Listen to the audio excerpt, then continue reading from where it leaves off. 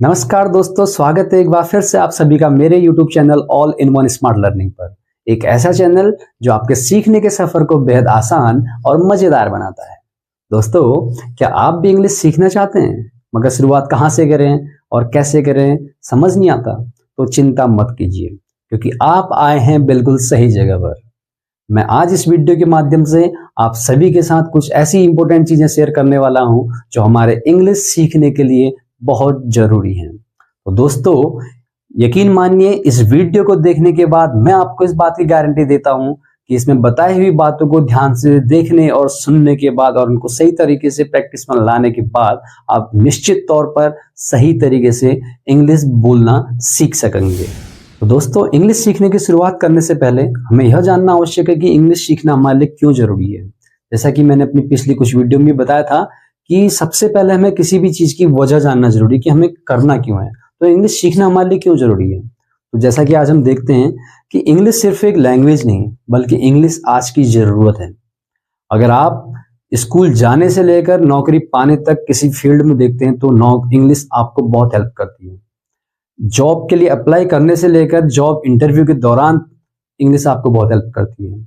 अगर आप विदेश जाने का ख्वाब देखते हैं और विदेशों में यात्रा करते हैं तो उस वक्त इंग्लिश आपको आत्मनिर्भर बनाती है, आपका आत्मविश्वास बढ़ाती है। अंग्रेजी एकमात्र ऐसी भाषा है जो विश्व के हर कोने में बोली जाती है। शुरू करते हैं इस टॉपिक को, जिसमें हम जानेंगे कि इंग्लिश सीखने के लिए सबसे जरूरी बातें क्या हैं जो हमें अपने ध्यान में रखनी है। तो सबसे पहला और सबसे इंपॉर्टेंट पॉइंट है इंग्लिश सीखने के लिए, वो है शब्द। ज्यादा से ज्यादा वर्ड सीखें, ज्यादा से ज्यादा शब्द सीखें। आपके पास जितने ज्यादा शब्द इंग्लिश में होंगे आप उतने अच्छे वाक्य बना सकते हैं और उतने अच्छे तरीके से इंग्लिश में बोलना सीख सकते हैं। तो कोशिश करें कि ज्यादा से ज्यादा शब्द हम सीख सकें अपनी लाइफ में, क्योंकि इतने सारे शब्द हैं, हर किसी शब्द को सीखना पॉसिबल नहीं है, पर कोशिश करें कि हम ज्यादा से ज्यादा शब्द सीख सकें, क्योंकि शब्दों के माध्यम से ही हम अपने विचारों का आदान प्रदान कर सकते हैं, अपनी बात को सही तरीके से दूसरों तक पहुंचा सकते हैं। अगर शब्द नहीं होंगे तो हम अपनी बात को दूसरों तक पहुंचा भी नहीं सकते हैं। तो कोशिश करें ज्यादा से ज्यादा शब्द सीखें।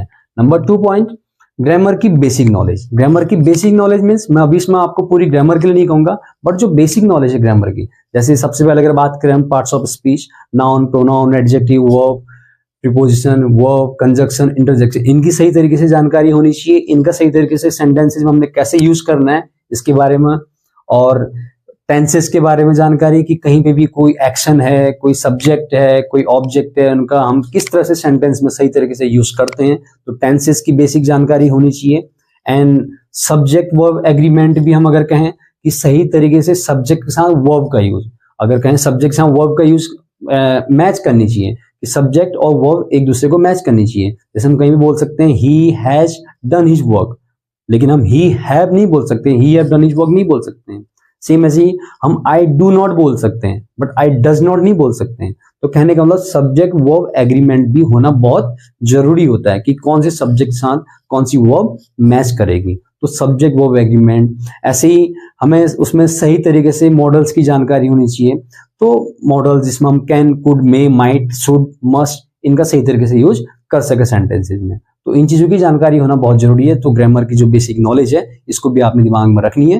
बाकी ग्रामर की बेसिक नॉलेज के लिए मैं एक एक करके अपने टॉपिक लेके आऊंगा आप लोगों के बीच आसान तरीके से। तो नंबर 3 कि LRWS स्किल्स पर काम करें। पिछली वीडियो में मैंने बताया था आप लोगों को कि LRWS स्किल्स पर काम करें, और सेम वही चीज इसमें भी कहना चाहूंगा, LRWS स्किल्स पर काम करें। तो लिसनिंग से शुरुआत करेंगे कि कोशिश करें कि हर दिन इंग्लिश में आप कुछ ना कुछ सुने। आप चाहे इंग्लिश के सॉन्ग सुने, इंग्लिश की मूवीज देखें, उनको सुने, इंग्लिश की कोई आप वीडियोस भी देख सकते हैं, सुन सकते हैं। तो ताकि जिसमें आपको केवल सुनने को मिले। सुनने से क्या हेल्प मिलेगी कि हमें क्या शब्दों को कैसे बोलना है, कैसे और उनका प्रोनाउंसिएशन क्या होना है, हम ये चीज आसानी से सीख पाएंगे। तो लिसनिंग बहुत जरूरी है, बहुत ज्यादा जरूरी है लिसनिंग, क्योंकि जब तक लिसनिंग नहीं होगी हम आगे नहीं बढ़ पाएंगे। जब हम सुनेंगे तभी हम कुछ उसके बाद रीड कर पाएंगे, तभी हम लिख पाएंगे, तभी हम स्पीक कर पाएंगे, बोल पाएंगे। तो लिसनिंग के बाद इसी में अगला पॉइंट आता है रीडिंग स्किल। तो कोशिश करें हर दिन कुछ ना कुछ हम कम से कम 10 मिनट अपनी रीडिंग को दें। 10 मिनट रीडिंग के लिए टाइम निकालें। चाहे आप इंग्लिश न्यूज़पेपर पढ़ें, इंग्लिश बुक्स पढ़ें, कोशिश करें पहले शुरुआत करें कि इजी चीजों को पढ़ने की। तो इजी टू डिफिकल्ट आप जाएंगे तो चीजें निश्चित तौर पर आपके लिए आसान रहेंगी। कोशिश करें कि प्रभावी तरीके से आप पढ़ सकें और फ्लुएंटली आप पढ़ सकें जब आप रीडिंग कर रहे होते हैं। तो रीडिंग स्किल्स भी आपकी स्ट्रांग होना बहुत जरूरी है। हर दिन कम से कम 10 मिनट आप अपनी रीडिंग को दें ताकि आपकी रीडिंग स्किल दिन प्रतिदिन बेहतर हो सके। एंड इसी में हम बात करेंगे राइटिंग की। कोशिश करें कि आप जो भी सुन रहे हैं, आप जो भी रीड कर रहे हैं, उनको लिखें, या उसके अलावा कुछ आप पैराग्राफ लिखने की प्रैक्टिस कर सकते हैं। रैंडमली आप कोई भी टॉपिक चूज करो, उस बारे में पैराग्राफ लिखो। कुछ सुना आपने, कुछ देखा आपने, उस पर नोट्स बनाओ। तो राइटिंग की प्रैक्टिस होनी चाहिए, छोटे छोटे सेंटेंसेस बनाने की प्रैक्टिस होनी चाहिए अपने लाइफ में। देन उसके बाद अगर एस की बात करें, स्पीकिंग प्रैक्टिस। तो अब जो कुछ भी हम याद करते चीजों को, या जो कुछ भी हम सेंटेंसेस बना रहे हैं, कोशिश करने की उनको हम स्पीकिंग प्रैक्टिस में लाएं, बोलने की प्रैक्टिस करें। और जब कभी आपने बोलने की प्रैक्टिस करने के दौरान अपना कॉन्फिडेंस बढ़ाना है, कोशिश करें कि शीशे के सामने प्रैक्टिस करें। तो मिरर प्रैक्टिस करेंगे तो निश्चित तौर पर उससे भी आपको बहुत फायदा होने वाला है।